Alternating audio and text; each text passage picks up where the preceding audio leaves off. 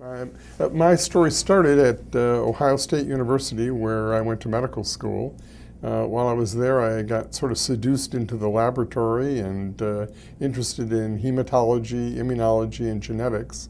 And I was fortunate enough to create a record for myself that I was one of the first persons from Ohio State that got accepted to Harvard to do training in pediatrics. So I headed off to Boston in the hopes of becoming a world-famous immunologist, hematologist, and ultimately discovered the cause or cure for some major cancer problem. And when I got there, I was partly disillusioned by the type of research that type of a career would have meant that I had to pursue. But also I was at sort of a crossroads where problems like cancer weren't the most common problems coming into this huge referral center in Boston. In fact, in the outpatient department when I started my training, the #1 most common problem that was coming in to be evaluated by physicians was school failure. And the second most common were kids were having attention and hyperactivity problems. And the top 10 list were really a whole series of problems with life functioning that ultimately were called the new morbidity, problems that emerged as we got better and better handles on curing some of the more serious problems, and kids were allowed to live long enough to start to experience serious life functioning kinds of problems. And as parents went from worrying about whether their kids were going to make it to their 5th birthday, now they were much more concerned about whether or not they were going to be able to achieve at school, have effective social relationships, manage problems in their lives, and ultimately create a productive future for themselves. So there was this whole emerging new population that happened, and I happened to be at the right place at the right time when I abandoned my career for immunology and hematology to be one of the first fellows in a special program that Harvard put together to train pediatricians to go out and train other pediatricians to be able to be equipped to deal with these new problems with behavior, learning, and development that were coming into physicians' offices. And I was fortunate enough, because there was little structure in my program, to have all the resources of Harvard and the opportunity to sort of custom design a program for myself. And I used those resources, and I emerged as a mutant, not a psychiatrist, not just a pediatrician, not an internist, but I touched base on a lot of different areas. So I studied with developmental and behavioral pediatricians, child and adult psychiatrists, individuals who had expertise in language and cognition, and walked away with a perspective of looking at the whole person.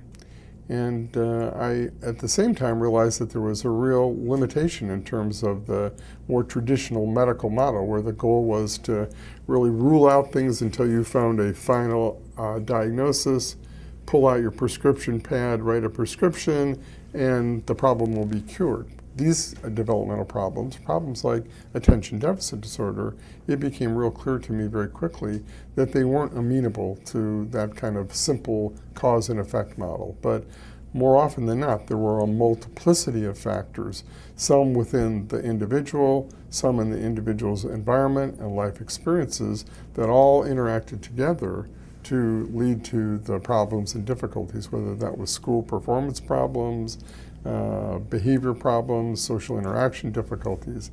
So I had the freedom to step back, and I created a model that I called Transact to find a cost-effective and cost-efficient way to identify, evaluate, and treat problems like attention deficit disorder. And I created a whole system to systematically, with each patient, look at all of those contributing factors, so that the appreciation was that there was never going to be one single factor, but always a mix of those factors, so that led ultimately to comprehensive management plans that addressed each one of those contributing factors.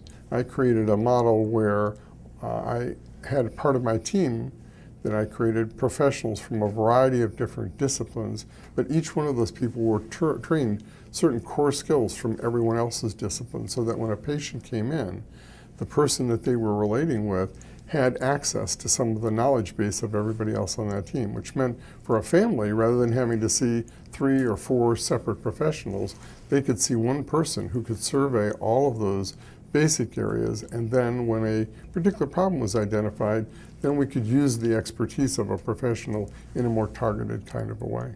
What we've learned over the years is that oftentimes it's not the depth of understanding in a particular area that's most important, but it has much more to do with the breadth. Looking at the whole person and a little bit is oftentimes more important than looking at one single aspect, their psychological well-being or their academic skills or their language in great depth. I commonly get patients sent to me with old records that are 1.5 inches thick, where each individual professional has drilled down in their particular area and maybe identified a problem. And that gets recreated by 3 or 4 other professionals, but no one is there to help bring all that together. And in our model, in our office, we have representatives from all of the major disciplines that are necessary: education, counseling, social work, speech and language pathology, nutrition, etc. So it's all there, but each one of those people are armed with the abilities to help do the first line assessment of things.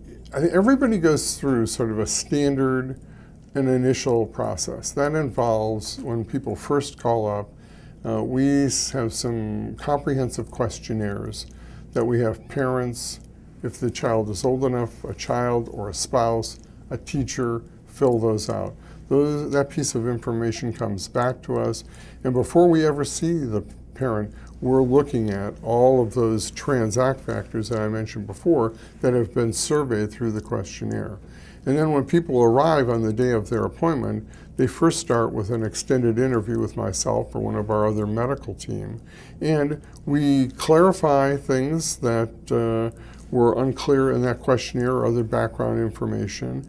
And then we listen and let people tell their story, how they've gone from where they started to where they are now. Because oftentimes there's tremendous insight that we glean from that pathway that people have followed. And I think that actually therapeutically, it's really helpful for people to have a chance to have somebody who's knowledgeable to listen to their story, to sort of get it off their chest, things that they've held on to, worries. And in today's medical world, most of us have experienced the doctor visit now is honed down to 5 or 10 minutes, much of which is spent with people entering data into a computer, and there's little listening and hearing what people have to say and what are the important issues in their life. So that's a really critical beginning spot. It also gives us an opportunity to identify what are the key concerns, what are those expectations in life, behaviorally, educationally, socially, physically, that the person isn't meeting. And that sort of becomes our focal point that we use to then move forward, to then find out what could be all the contributors, what could be all those transact factors that might be contributing to those problems. So that takes an hour or so. And then in our practice, rather than just listening and then making a diagnosis, we also put people through some paces. It's one thing to hear about things from another person, but it takes it to a whole nother level when you can actually start to see some of their issues in black and white.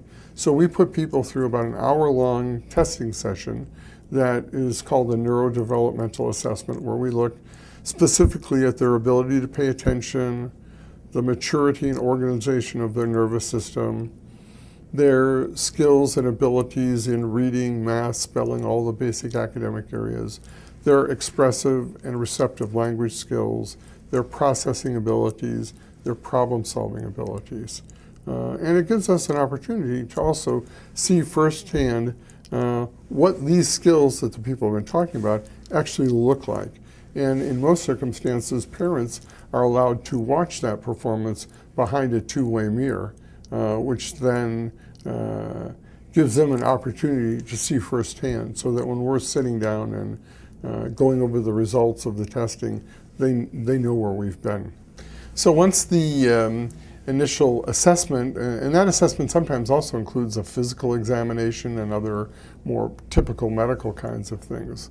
Once that's completed, our team gets together, we review the results of that, and then I sit down with the family, the patient, and I describe the results of the testing, and then I turn that into what our formulation is of what are all the key contributors to the individual's problems. That might mean confirming the diagnosis of attention deficit disorder, identifying other comorbid mental health problems, identifying certain learning issues, certain social concerns and barriers, and then that plan is turned into what we call our success plan.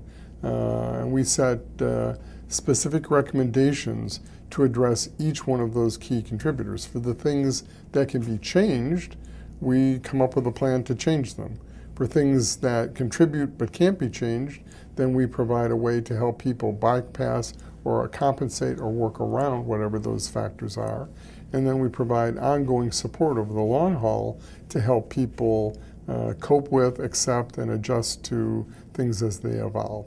And that whole process, from the moment to come in to having the interview, the assessment, and then the formulation and the development of the beginnings of the treatment plan, takes about 3 hours.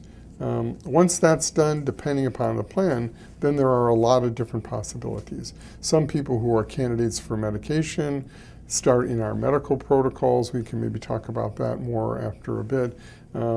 Others get involved with some kind of ongoing directive counseling. And then depending upon the nature of the problem, how severe it is, how many other comorbid factors there are, how motivated and committed people are, getting better can happen in a matter of days to a matter of many years. And I think there's tremendous variability depending upon where someone is in their life, how committed they are, and we see people with all different variations of that. And then, by the nature of a problem like ADD, because it is a genetic problem that people don't outgrow, oftentimes we achieve success today in a matter of a couple of months, but we maintain contact with people because as the next expectation in life comes along, going into middle school, starting high school, going off to college, getting married, starting your first job, having a family, losing a spouse, acquiring a chronic medical problem are all opportunities along the lifespan where people with this particular problem can have upsets and difficulties. So we try to do a lot of anticipatory guidance to help people, given who you are and your unique differences, what are the things we can do today to prevent problems down the road, and try to get those things in advance. And then if we don't anticipate them and comes up out of nowhere, we're there to provide ongoing support to help people solve and develop refinements to their basic plan.